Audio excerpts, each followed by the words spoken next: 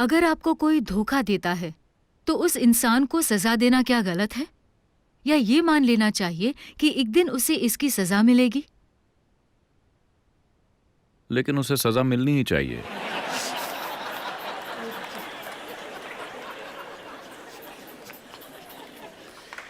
आप दें या कोई और, लेकिन उसे सजा मिलनी ही चाहिए।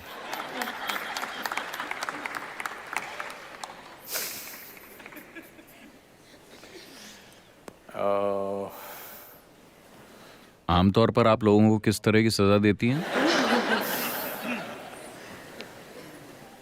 पहले ही काफी सजा दी जा चुकी है ना? पहले ही काफी कुछ हो चुका है। चिल्लाना, चिड़चिड़ाना, बात ना करना, हर चीज हो चुकी है। तो आप और कौन सी सजा देना चाहती हैं? आपकी दिक्कत यह है कि दूसरी तरफ कोई पछतावा नहीं है। दूसरी तरफ कोई पछतावा नहीं है क्योंकि लोग वो कर रहे हैं जो वो करना चाहते हैं, वो नहीं जो आप चाहते हैं कि वो करें, हमेशा। और हो सकता है कि वो आपके हित में ना हो, लेकिन वो जो करना चाहते हैं वो कर रहे हैं। ये सही है या गलत, मैं इसकी नैतिकता में नहीं जा रहा हूं। मैं चाहता हूं कि आप इस स्थिति को ठीक से समझें। कोई इंसान वो कर रहा है जो वो करना चाहता है। अब आपके हिसाब से उसे सजा मिलनी चाहिए। शायद उन्होंने कोई कानून नहीं तोड़ा है, वरना उन्हें वैसे भी सजा मिल जाएगी। वो दो लोगों के बीच की समझ को तोड़ रहे हैं। शायद आपने आपसी समझ को गलत समझा। आप मानती थीं कि ये समझ बिल्कुल स्थायी है। ऐसा नहीं है। मानवता के इतिहास में कहीं भी, या आज या भविष्य में, इंसानी रिश्ते कभी भी स्थायी नहीं रहेंगे। हालांकि हर इंसान जो थोड़ा सा रोमांटिक बनता है, मान लेता है कि ये रिश्ता हमेशा के लिए एक सा रहने वाला है। ऐसी कोई चीज नहीं होती। रिश्ते में बदलाव होता रहता है, हमेशा। आपको इसे हर दिन निभाना होता है। एक दिन अगर आपने इसे ठीक से नहीं चलाया तो ये कहीं और जा सकता है। आया ना? नहीं, कृपया इसे वैसे ही देखिए जैसा ये है। आपको इसे ठीक से चलाना होगा। नहीं, मैं अपनी पूरी कोशिश कर रही हूं। जाहिर है कि दूसरे को लगता है कि आपकी पूरी कोशिश उनके लिए काफी नहीं है। मैं चाहता हूं कि आप इसके साथ समझौता करें।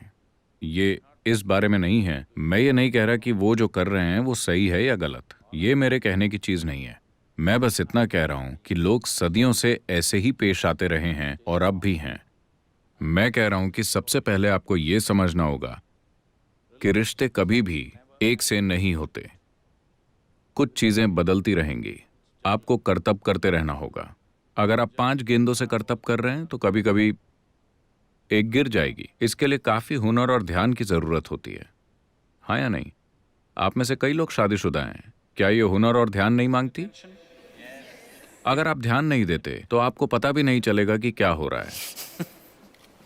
इस पर बहुत ध्यान देना पड़ता है ना? अभी अभी किसी ने मुझे यूरोप के एक देश से फोन किया। सदगुरु, मैं बस घर के काम कर रही हूं, मुझे आकर बचाइए। मुझे यहां से अपने आश्रम ले जाइए, मैं बस घर के काम कर रही हूं। वो बर्तन वगैरह धो रही है। वो बहुत अमीर है, लेकिन उसके 4 बच्चे हैं। तो हर समय कोई ना कोई काम करने को रहता है, अंतहीन तरीके से। और आज काम वाली नहीं आई तो आपको बर्तन धोने पड़ेंगे। 4 बच्चे हैं, आपको बर्तन धोने पड़ेंगे और सारे काम करने पड़ेंगे। तो मैं ये कह रहा हूं, आपको ये समझना होगा कि रिश्ता एक परिवर्तनशील हकीकत है। ये स्थायी हकीकत नहीं है। अगर आप एक स्थायी रिश्ता चाहते हैं तो आपको मरे हुए लोगों से रिश्ते बनाने चाहिए। यही कारण है कि ज्यादातर लोग भगवान को चुनते हैं, क्योंकि वो रिश्ता स्थायी होता है। आप जैसे चाहें इसे संभाल सकते हैं। अगर आपने उनके बारे में 10 दिन तक नहीं सोचा और 11वें दिन आप उनके बारे में सोचते हैं, वो फिर भी वहीं होंगे। आप वैसा अपने पति या पत्नी या किसी और के साथ कीजिए, तब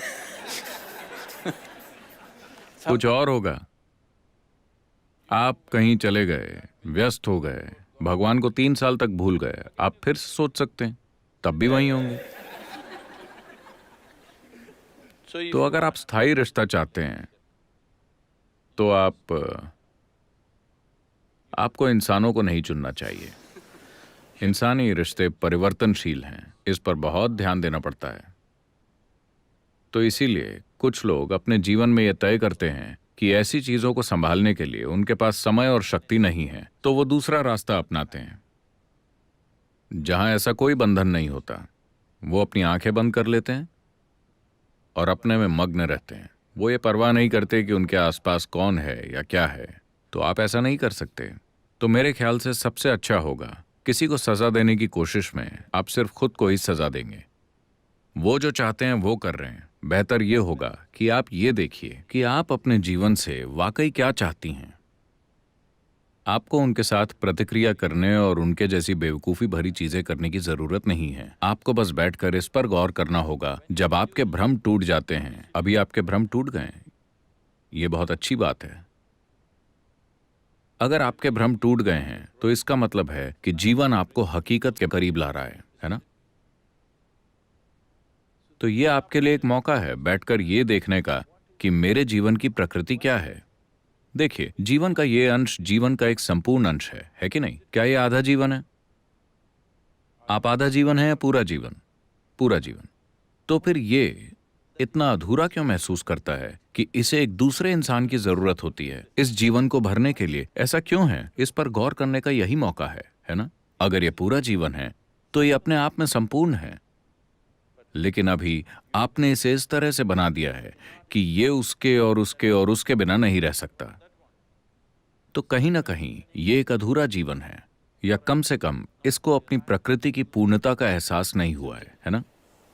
This is a complete piece of life, packed with creator and creation together.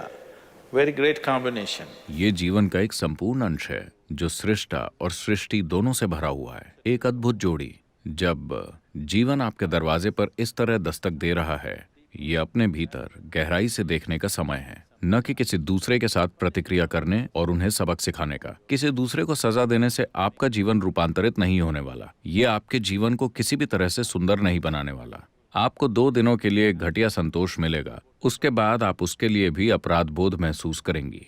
हाँ, शुरुआत में जब ये भावना तीव्र होती है आपको संतोष मिलता है, लेकिन बाद में जब आप पीछे मुड़कर देखती हैं आपको खुद पर शर्म आएगी। तो उस रास्ते पर मत जाइए। ये एक मौका है, कोई आपके लिए एक आध्यात्मिक आयाम खोल रहा है।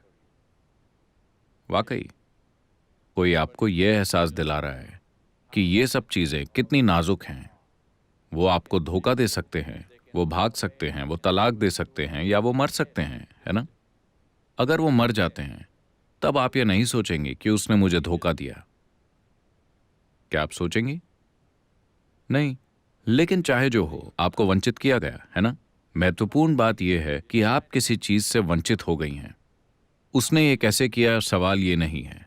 चाहे मौत से या तलाक से या धोखे से, या आप इसे जो भी कहें, पर मूल रूप से आप वंचित हो गईं। आपको सिर्फ इसलिए वंचित किया जा सकता है क्योंकि आप ये विश्वास करने के भ्रम में हैं कि ये एक अधूरा जीवन है और इसे कहीं से दूसरे आधे हिस्से की जरूरत है। नहीं, ये एक संपूर्ण जीवन है। अगर आप एक संपूर्ण जीवन के रूप में विकसित हुए हैं तो आप देखेंगे कि रिश्ते बिल्कुल अलग प्रकृति के होंगे। तब ये साथ आने और साझा करने जैसा ज्यादा होगा, न कि निचोड़ने जैसा। इसे रूपांतरित होना होगा। अगर रिश्ते को रूपांतरित होना है तो आपको रूपांतरित होना होगा। ये एक जबरदस्त मौका है जो किसी ने आपको दिया है। ये कहना बंद कीजिए कि किसी ने मुझे धोखा दिया है। बस ये कहिए कि मुझे कोई भ्रम की अवस्था से परम सत्य की ओर धकेल रहा है। हमें उस व्यक्ति को धन्यवाद देना चाहिए।